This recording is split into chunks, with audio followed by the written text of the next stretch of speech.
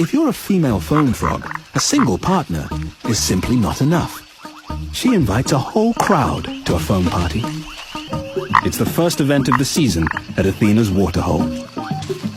She'll lay her eggs in the froth whipped up by the males, and they will develop safely inside.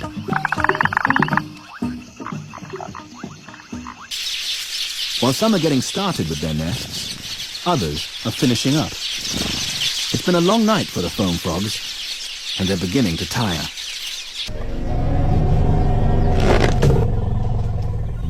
Sometimes, the foam frog gets taken for a ride, whether he wants it or not.